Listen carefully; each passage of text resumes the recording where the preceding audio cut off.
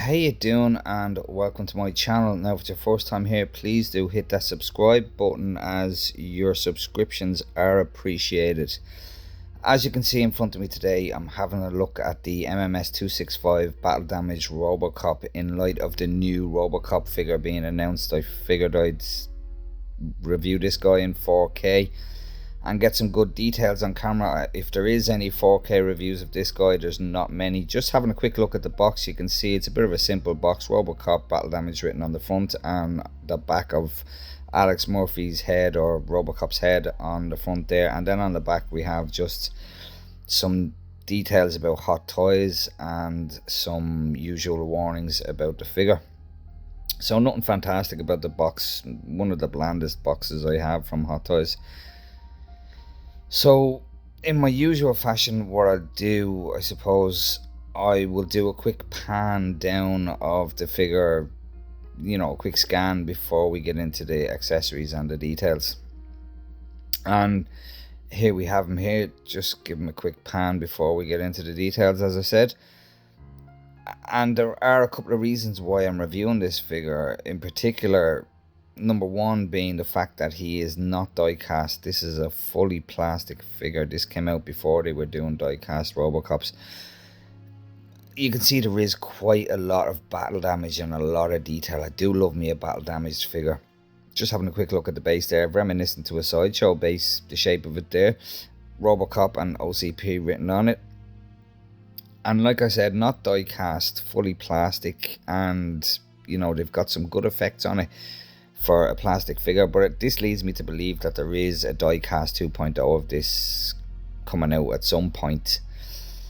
And just a quick back up to the head sculpt. This is why another reason why I'm reviewing this figure, because rumor has it that Hot Toys have reused this head sculpt for the new Robocop 2 figure.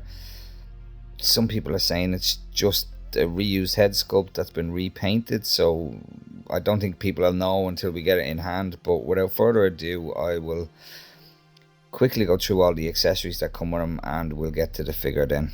So here we have all of the accessories that come with him. Not a whole heap of accessories, but everything that's necessary if you ask me. But starting off from top, I suppose, we'll have a look at his Cobra Assault Cannon. That Clarence Boddicker first shows up with it. The first time you see it on screen, Clarence Boddicker has it. And then towards the end of the movie, Lewis gets her hands on it. And then Robocop gets his hands on it and takes out Ed 209 with it. I don't have much knowledge about this. Is this a fictional rifle? I think it may be. I don't think there actually is a real one of these. This is not to be mistaken with the Palza P50 that he uses in the Robocop 2. Completely different weapon. The Palza 250 or P50 is actually a real weapon. But you can see it does have rounds in the mag. The mag does eject, and quite big rounds. But I do believe that the rounds that they use in it are kind of incendiary or grenade type, rounds that they use in it. Because of the power that's in it. Clarence Boddicker completely obliterates a car, and Ed 209 is completely obliterated with it as well. So I do believe it's some kind of incendiary rounds. You can see there is a functioning charging handle there on a spring, typical Hot Toys fashion. As I said, I'll just take that mag out again and have another look at it. It's a bit stiff. It's actually quite difficult to get out. And there we go. Like I said, some massive rounds inside that. And we do have a functioning bipod, and it does actually stand up. There we go. And then we have some sort of optic on the top of it there. It's some sort of digital or thermal optic. I'm not sure.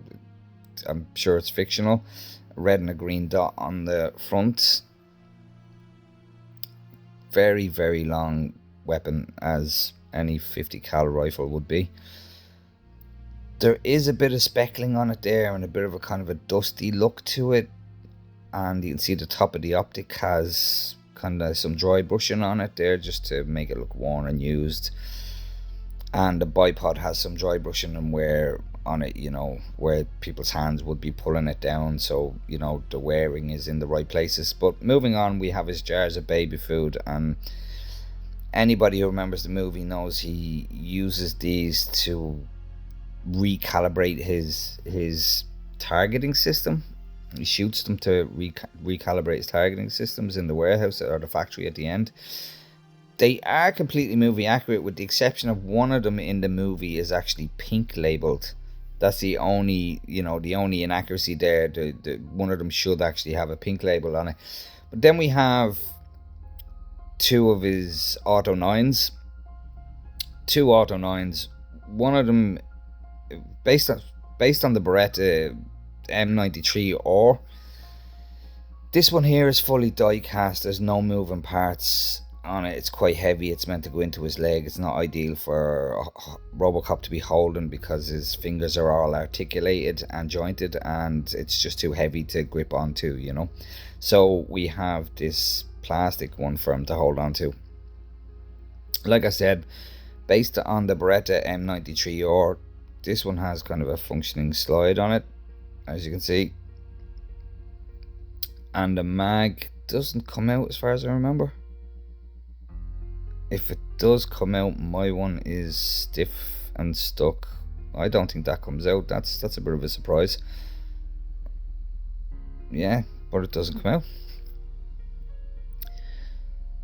Yeah, as I said, again, Beretta M93R, originally supposed to be a Desert Eagle that they were supposed to use in the movie.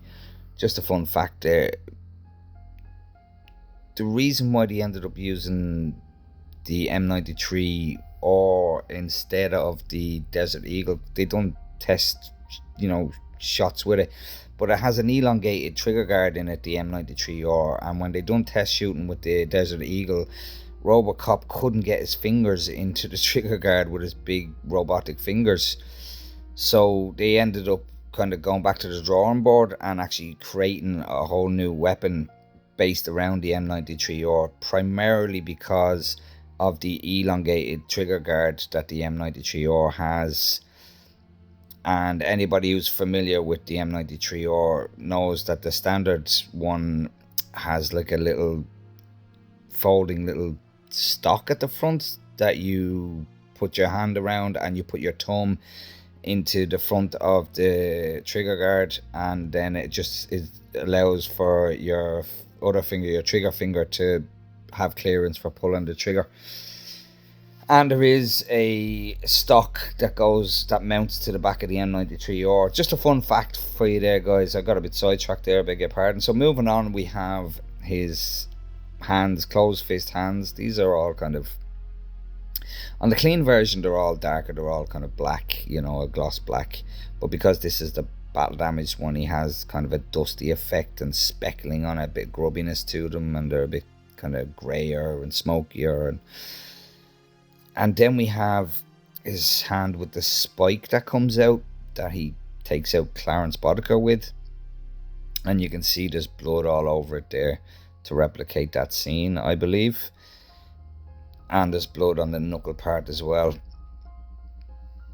And that finger there, that thumb, is actually, that's rubber. Yeah, that's a little rubber piece that's stuck on. Yeah, so nicely detailed, everything you need, all plastic, and a nice little touch. And then we have his two fully articulated hands, and as you can see here, I'll just kind of show you. Each finger, each digit, each knuckle articulates. This is fabulous. It is all plastic, by the way, but it is, you can move that or articulate that hand any way you want, as you can see. And that is pretty awesome that you can articulate those hands any way you want. Yeah, so all the details in it there, you can see it is speckled and dirty, just like it was in the end scenes. And as I said, they're articulated, so the die cast gun doesn't really hold well in them. That's why we have the plastic one as well. So that's it for the accessories, guys. So let's move on and have a look at the figure itself. So here we have Robocop in all his splendor and glory, pretty much straight up as he comes out of the box. I do have his clothes fits on him, as that's how he comes out of the box. And I do have him on his base there, because over the years his ankle joints have just gotten a little bit loose, and he tends to want to do a swan dive or a nose dive on me every time I try and stand him up without, you know, the support of the base. So starting off in my usual fashion, we'll start from bottom to top and we'll have a look at his feet. And it's you know, the ankles are articulated. This is a Robocop 1 figure, so there is more of a kind of a silver metal effect to him, where Robocop 2 is a bit more bluish, and Robocop 3 it's more of a purplish kind of hue to it. So this one here does have the more metallic finish to it. Just having a look at the ankle joints there, you can see there is articulation in them, and there's articulation in the toe as well. Now the toe is on kind of a spring, so it does kind of pop back in place. You know, you can't get it to actually stay articulated, but not the end of the world. And as I said, the ankle joints have just gotten a little bit weak over the years. It's a little bit loose. It's not too bad. Just having a look at the hydraulic at the back there, and it is functioning. It actuates, you know, when you rotate that ankle back and forward, that hydraulic bar just, you know, moves up and down as he pivots his ankle. And yeah, it's nice that actually functions. Really nicely done. And then this part here does have a little pivot on it, on a ball, and it moves from side to side as well, so looks great. And like I said earlier, guys, this is completely plastic. There's no die cast on it, and what a phenomenal job for a plastic figure. This is from before they were making die cast Robocops,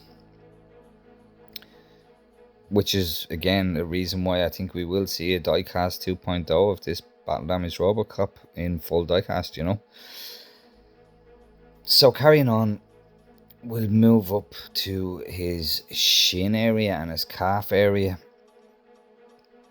You can see he has a big gaping hole in the side of his leg there, and some bullet holes, and some kind of there's like fluid seeping out, you know, and the scorching and burned effect. And like I said, there's like a kind of fluid, looks kind of rusty, kind of colored fluid seeping out. I'm not really sure. And then there is also, completely movie accurate, there is like a blue kind of fluid, light blue fluid kind of seeping out as well out of those bullet holes. And anyone who remembers the movies knows that he was riddled with bullets as he came out of the OCP building after he first battles with Ed 209. And it is on point. He has all the bullet holes that seem to be in all the right areas. Moving up to his thigh area, again, riddled with bullet holes, and there is quite the gash up the side of his leg there, and more fluid kind of seeping out. And you can see the material, the plastic is all bent outwards just like it was in the movie, and looks really, really good. This looks excellent. You can see inside it there, the detail, the wires kind of, you know, on the inside, and then at the front there you can see there's some tubing kind of protruding out a little bit as well. Those gaps, you know, have all the detail inside them. It looks great. And then on the front we have OCP Police and 001, obviously, because there is only one Robocop. And then moving around to the back, not as much battle damage on the back as you can see there, but you can, you know, there is a little bit of kind of wear to it, a couple of little dents. Just looking at the knee joints there as well, I might point out that they are ratcheted. There is a ratchet on those knee joints, and they are protected by this rubber, which has a tendency to degrade and crack. I've seen a lot of photographs of these figures with the rubber part there at the back just absolutely disintegrated, which again is another reason I believe that there may be a 2.0 coming out of this, because there is a lot of them that have degraded over the years. I generally treat mine with some 303 every now and again, so my one has held up and it is soft and supple. I just try and kind of preserve it, as best I can. Moving around to the other leg, the same idea, bullet holes, there's a dent in it there that looks pretty cool. And up on the thigh area, more bullet holes, more scorching, more fluid kind of, coming out of those cracks, and again, a big gouge in the side of his leg. And then if we can get this to open, it's a little bit finicky. It's kind of fighting with me here. I think you have to position the leg a certain way to kind of get this to open. There we go. And then we have how his leg opens up for him to holster his weapon. And this piece just slides out, all a bit loose. It's gotten a bit loose, but inside the leg, the part at the front there is kind of gotten a bit loose as well. It just kind of flops in and out. And that front part does move back and forward, and again it's a bit loose. It just kind of falls back into place. On the inside there, to be quite honest, could have been a bit more detailed. You can see there's a big hideous screw there at the bottom of it all. It was, it is quite an old figure, so but there could have been a bit of wash in it maybe, or I would like to think that the updated Robocops have kind of a bit more detail on the inside there. It's not the end of the world, but just a little bit more detail would have been nice. So I'll just close that back up there. Again, it's fighting with me. There we go. And moving up. Oh, I might mention that these leg joints as well at the top have just gone a little bit loose as well, especially this right leg. Kind of adds to him not being as stable as he should be. So hence the reason why I have to use the stand. The other leg isn't too bad, but this leg has gotten a little bit loose over the years. His torso area now, it's kind of been speckled and got this kind of dusty, dirty effect to it. The clean version, this is pure black, a gloss black as well at that. And this one here has just been kind of dulled down a little bit and given a greyish, bluish kind of hint to it to make it look, battle damaged. And then moving around to his arm, more lacerations in the forearm there in the metal, some more scorching, a whole heap of damage in the upper part of the arm. You can see inside the arm there where the metal is all kind of torn and jagged, and you can see some more fluid kind of pouring out and some wiring protruding out. Yeah, you can see the metal is all kind of bent outwards and scorched, and then just more bullet holes and some separation in the shoulder there where it's all damaged, and you can just see that gap, which looks really good. Move around to the back, more of this fluidy kind of rusty kind of fluid kind of seeping out of that vent there, and it could also be mistaken for blood. I was rudely interrupted by the UPS driver with more hot toys from me, so happy days, but I had to stop filming there for a second.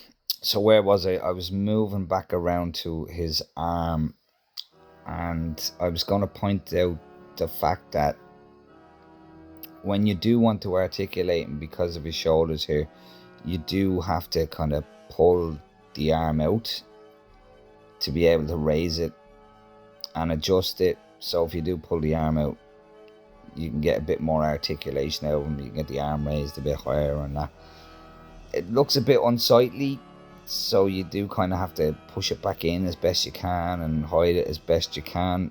But as you can see there, just under the armpit there is this kind of bar coming out, but you do have to try and hide it as best you can.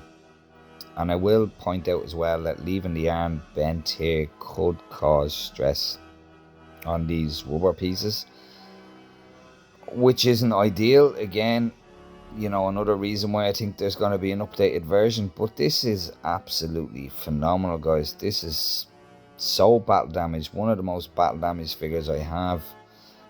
Really do like me a battle damaged figure. The detail and the R&D that Hot Toys put into just makes them far superior than any of the clean versions that you get. For example, the DX13, the battle damaged Terminator, to me was far superior to any of the clean versions, and the new updated battle damaged Terminator looks amazing. Now, just pointing out the arms there, there's no rotation in the bicep, so you can't get the arm to turn inwards. There's no pivot there in the bicep area, so it's basically just an up and down arm pose. There's no twist in it, so you can't get too much dynamic posing out of this. But moving up to his head sculpt, I suppose you can see I have that other spiked hand on there, but moving up to the head sculpt, and here we have the Alex Murphy or RoboCop head sculpts. Absolutely fantastic. It looks just like Peter Weller when he takes off his RoboCop helmet with all the prosthetics.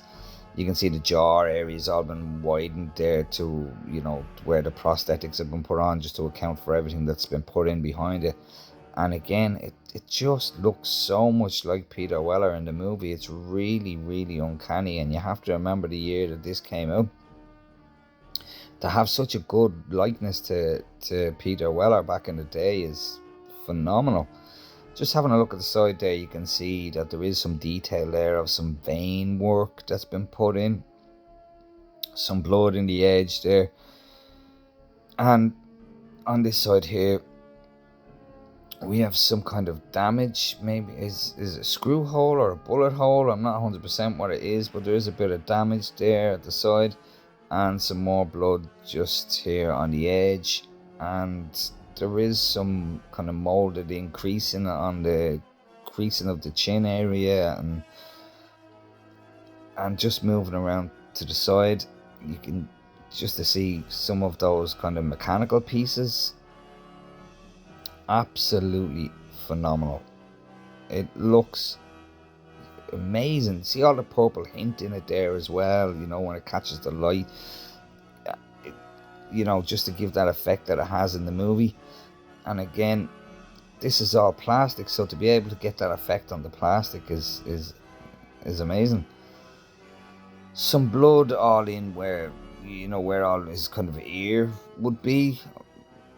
That's obviously supposed to be some sort of microphone, at the side there for audio, to hear audio.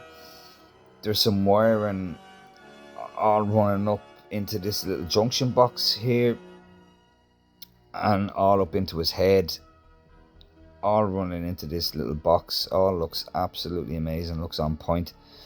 And there is blood splatter all over the back of the head there as well. As you can see, it's just covered in blood splatter. All this kind of purple effect again, it's just with the blood all running down the back there, and absolutely no attention to detail left out. It's just amazing. And again, the way that purple catches the light, it looks amazing.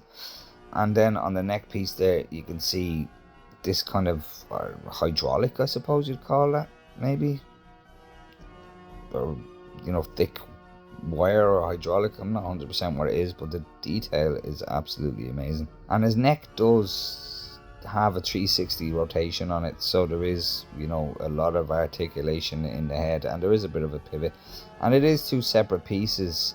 This piece here is separate for just where this line is here. This is on a separate piece, so you can get tilt as well as up and down, or side to side rotation, so there is quite a bit of articulation to the head sculpt on the two separate pieces.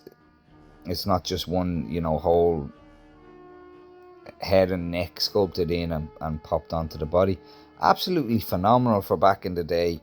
Are Hot Toys reusing this head sculpt for the newer one, or are they gonna re-sculpt? I'd be inclined to say they're gonna use a new sculpt. But it wouldn't surprise me if they just repaint this one, because it is an absolute masterpiece. It's absolutely epic. And in my opinion, just looking at every angle, there is Peter Weller as Robocop, and possibly no reason to update the sculpts. But at the same time, I would like to see an updated head sculpt. I would like to see, a more detailed in the mold head sculpt maybe, and see what Hot Toys can do. But there you go, one of the best battle damage figures you'll ever see. It absolutely is phenomenal. Even by today's standards, you'd never guess that this is such an old figure looking at it. So thanks for watching, guys. Please do hit that like and subscribe and help support the channel. And thanks a lot, and take care.